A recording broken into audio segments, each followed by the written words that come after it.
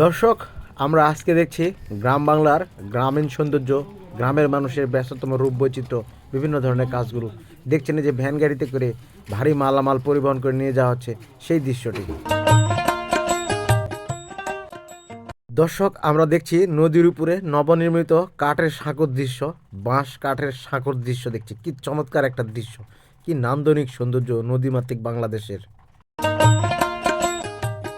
দর্শক দেখছেন আমার মাথার পেছনে এই বাঁশের সাঁকোটি, রং করা সাঁকোটি দেখতে ভীষণ ভালো লাগছে।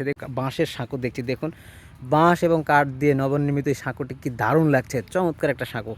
এই সাঁকোটিতে থেকে দেখে চট্টগ্রামের আপনি কাপ্তাই লেকের একটি ফ্লেভার পাবেন। আর দেখুন পাশ দিয়ে নদী প্রবাহিত হয়ে গেছে, কি মনোমুগ্ধকর দৃশ্য, কি নৈসর্গিক সৌন্দর্য।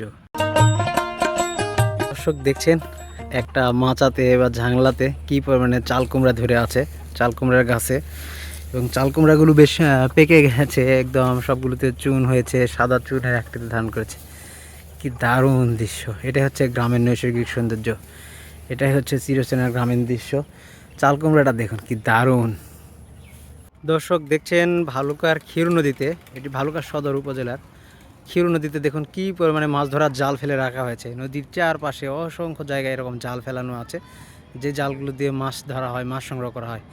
কি দারুণ এক দৃশ্য, চমৎকার এক নৈসর্গিক সৌন্দর্য, চমৎকার এক দৃশ্য।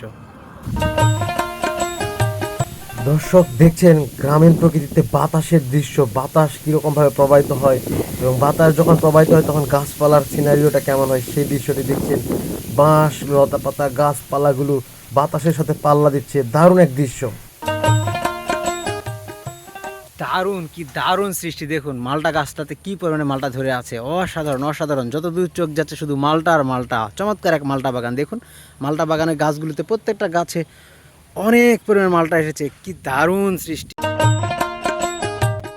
দর্শক দেখছেন এই যে এই গাছগুলো, এগুলো হচ্ছে বাঁশ কোরল, বাঁশের ছোট ছোট গাছ। এগুলো বাঁশের গোড়া থেকে বৃদ্ধি পায় বা বাঁশের বংশ বৃদ্ধি পায়, এগুলো বাঁশ কোরল। আর এই যে কোরলটা দেখছেন অনেক বড় হয়ে গেছে, প্রশস্ত লম্বা হয়ে গেছে। তো বাঁশ কোরল কিন্তু পাহাড়ি জনগোষ্ঠীরা বাঁশের কোরল দিয়ে খাবার খায়, তাদের খুবই প্রিয় খাবার হচ্ছে এই বাঁশ কোরল।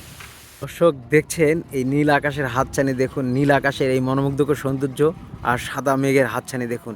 নীল আকাশের সংমিশ্রণ, নীল আকাশের মধ্যে সবুজায়ন এবং সাদা মেঘের এই সৌন্দর্য দেখতে ভীষণ ভালো লাগছে। কি দারুণ, কি দারুণ! দর্শক দেখছেন খুবই চমৎকার একটা পাখির বাসা আমরা এই মুহূর্তে দেখতে আসছি, এবং এই বাসাতে দেখুন পাখি কিন্তু বসে আছে বাসার মধ্যে। খুবই দারুণ লাগছে, চমৎকার একটা দৃশ্য। দেখুন দর্শক এই বাসার মধ্যে কিন্তু পাখি বিশ্রাম নিচ্ছে।